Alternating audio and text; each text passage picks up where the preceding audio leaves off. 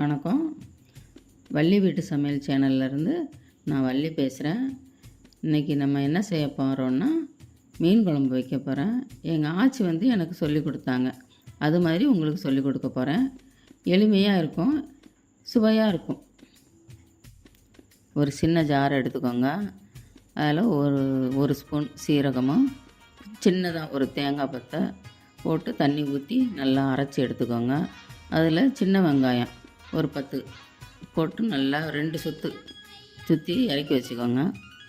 ஒரு எலுமிச்சம்பழம் அளவு புளி எடுத்து தண்ணியில் ஊற வச்சுருங்க. ஒரு கடாயை எடுத்து அதில் பெரிய தக்காளி, ஒரு தக்காளி நல்லா பிச்சு போட்டு வைங்க.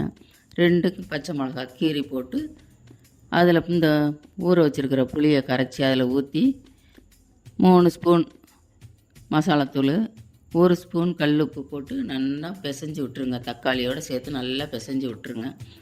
அதுக்கப்புறம் அரைச்சி வச்சுருந்த தேங்காய், சீரகம், சின்ன வெங்காயம் இதையும் தூக்கி அதில் ஊற்றி நல்லா போட்டு பிசைஞ்சு விட்டு அடுப்பில் தூக்கி வச்சுருங்க. நல்லா கொதி வந்த உடனே நல்லெண்ணெய் 100 கிராம் ஊற்றுங்க. ஊற்றிட்டு கொஞ்சம் வற்றி வரும்போது மீனை போடுங்க. மீன் 1/2 கிலோ, நான் சொல்கிற அளவு சீலா மீன் 1/2 கிலோ. நல்லா மீனை போட்டு கொஞ்சம் சிறுதியில் நல்லா கொதிக்க விடுங்க. அப்புறம் சிறுதியில் ஒரு 5 நிமிஷம் போட்டு இறக்கி வச்சிட்டிங்கன்னா மீன் குழம்பு ரெடி ஆயிரும். நான் இப்போ சொன்னது மாதிரி இதேமாரி உங்கள் வீட்டில் நீங்கள் செஞ்சு பாருங்கள். உங்களுக்கு பிடிச்சிருந்துச்சின்னா கமெண்ட் பண்ணுங்கள். நன்றி.